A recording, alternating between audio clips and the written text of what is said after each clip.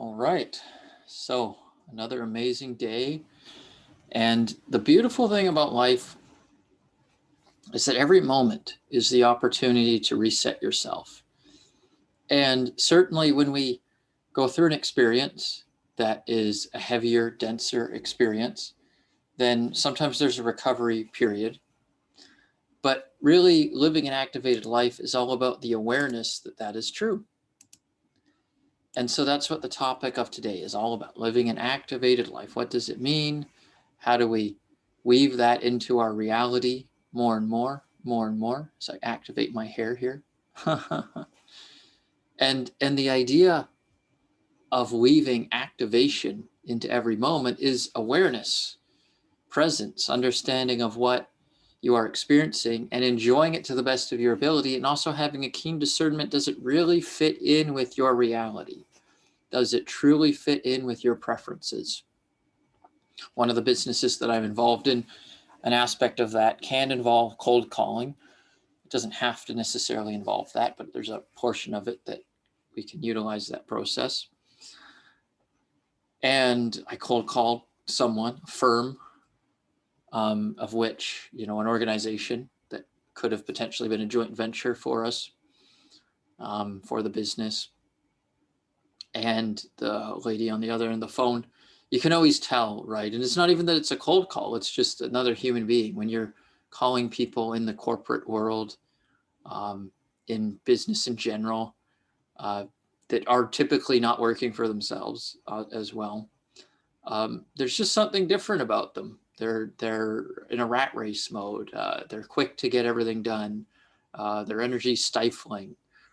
You can if you're intuitive or sensitive, you can instantly feel all the energetic emotions that are going on for them. And it's just a conundrum. It's ridiculous. It's ridiculous what human beings put themselves through.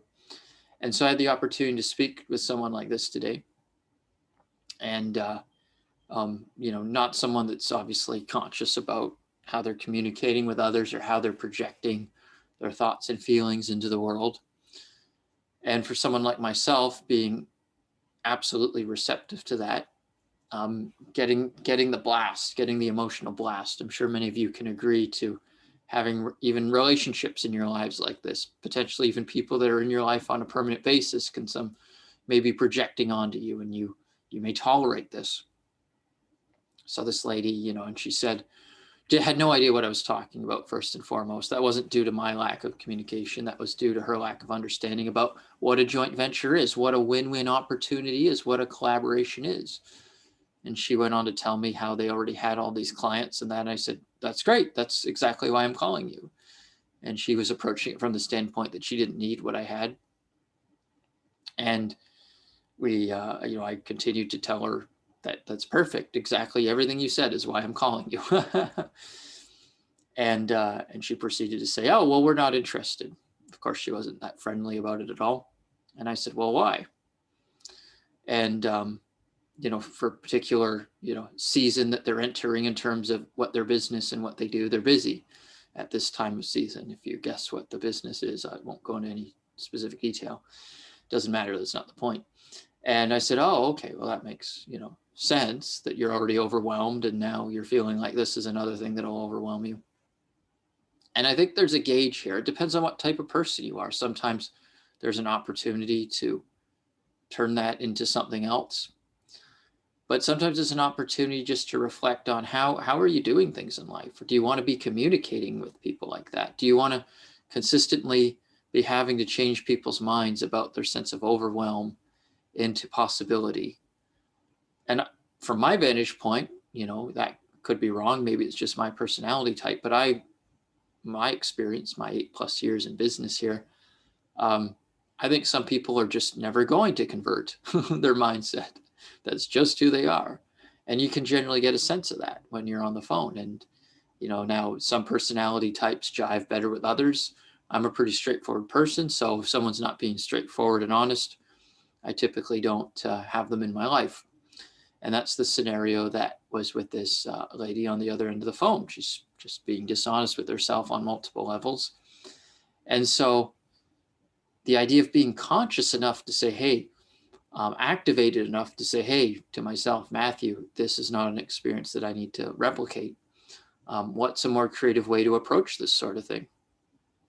And realizing that, using this analogy again, that if you put your hand on a stove burner, it's going to burn pretty well every time. You can guarantee that, and unless you're doing some kind of mystical demonstration to show mind over matter, which that's possible for some.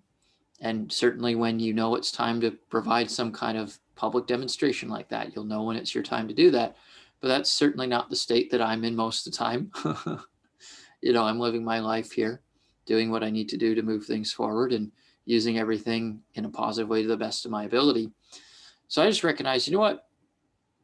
There's just some aspects of life that I no longer wish to participate in.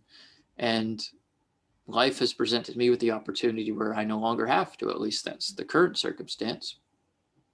And I have no insistence on it maintaining any certain structure because it will evolve exactly as is needed. But simultaneously, I don't have to put myself in situations in business to make money, etc., that are not working for me. And coming to that realization, I think, is very profound. Because if you look at what a lot of people are doing with their lives, they're doing things they don't want to do. Even that's a phrase in the self-development world. And, forgive me here, but I may not have it exact, but the idea of doing things that most people won't do to have things that most people won't have. What a load of nonsense. And I kind of look at a lot of, what this coaching industry has done, because it's my industry. I've been involved in it for 8 or 9 years. And while it's worked wonderfully for other people in the past, from my vantage point, a lot of it's utter nonsense. And, I'm happy to announce it in that way. And I'm happy to repel those that really love some of the gurus and heroes that have been in the industry, because there's nothing wrong with what any of them are doing. It's just, is it working for you? Is it bringing you results? Is it bringing you a return on your investment financially? Sure, it gets you motivated, feels good, sounds nice. Does it actually fill your bank account? Does it actually support you with abundance, mind, body, and spirit abundance, not just financial abundance, but abundance in a variety of ways? And no doubt it's giving you what you need at the time, because if it resonated with you, then it's your frequency. That stuff resonated with me at a time, but it no longer does. In fact, it resonates with me in a way to say, hey, there's obviously some massive changes and transitions happening. This fifth dimensional consciousness opens up, and we get to see life from a different perspective. We get to see business from a different perspective, and we get to see money from a different perspective. And so living an activated life is about being in the moment with that, recognizing that transformation and evolution is ongoing, never ending, and allowing your thoughts to transform, allowing your beliefs to transform, being honest with yourself. Because there's a lot of dishonesty that we go through. And I was going to say there's a lot of dishonesty in this world, but that's not true. That's not true at all, because the version of Earth that I'm living on has full integration, full transparency, full unconditional love in this moment. And again, no insistence that I must maintain being in this version of Earth, because it'll change as it needs to for my growth and development. But in our past, a lot of us have dealt with the idea of dishonesty. Where does that come from? It comes from being dishonest with ourselves first, dishonest about how we need to make money, dishonest about how we need to have our needs met in general, whether that's in a relationship. How many people have been in a relationship that clearly doesn't work that well, but it seems to be meeting some needs. And so you stay in it. And that's your free will choice to do, of course. But there's a lot of scenarios that may no longer be required for your ongoing growth if you're truly honest with yourself and empower yourself to recognize that. So consider, from a place of honesty, what are you doing with yourself? Is it the right thing? Do you need to be doing the things that are stressing you out, that don't resonate? The idea of resilience, cold calling is all about, numbers. Get as many no's as you can. Have a thick skin. Well, maybe that works for some people, but maybe for others, it's completely not the path. And it's completely BS. What does BS mean? Belief system. It's a belief system. What's your belief system? And is the beliefs that you're carrying, are they truly supporting you? And the fear that comes up when you think about letting them go, how will I survive? How will I have all my basic needs met if I don't carry on these beliefs? Well, confront that fear. That's the whole point of your life. And if you're still watching this video, you obviously get that on some level. So just confront the fear, and that's how you live an activated life, being conscious moment to moment and allowing it to evolve naturally. There really is no goal. There really is no destination. You have a general idea. Obviously, if you're planning a road trip from New York to LA, you're planning a road trip from New York to LA. So that means you're probably going to end up there, but you may not. See, that's the other interesting thing. The insistence that I must end up in LA, maybe you're meant to end up in Sedona, as one of my etheric mentors, Lester Levinson, wound up in Sedona and realized that his life's calling was actually there in Sedona, Arizona, not in Los Angeles. So you can still have that map and you can follow it to the best of your ability, following the energy of it, the excitement of it, the enthusiasm of it, not the scarcity of it, not the I should do this of it, but simultaneously having that zero insistence that it needs to be there in a certain time, in a certain way, zero assumptions about what it all means. This happened and it means that. Well, not necessarily. You can pretty well assume that everything's here to serve a positive purpose, but beyond that, assuming the specifics of it, that would be a mistake. And that will likely cause you suffering and falling into the trap where you are right some of the time. Well, if you're not right all the time, then you know that formula doesn't work. And I think you know what I mean by that. Would you rather be right or would you rather be happy? Asks A Course in Miracles. And the fact is that when you choose happiness, then everything falls in exactly the way it needs to be anyhow. So you're not really sacrificing anything, but you need to understand that. You need to understand the mechanisms of existence. And this is what we cover at every masterclass, every Sunday at 2 p.m. Eastern, the Phoenix Rising Masterclass.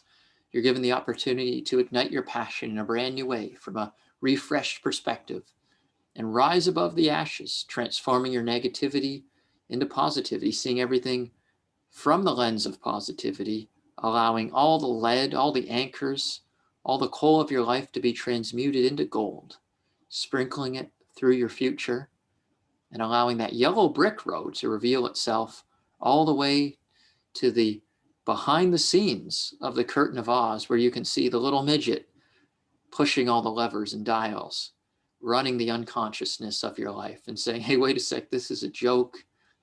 And I can't believe I bought this. But once you awaken from it, you're like, there's no need, never again.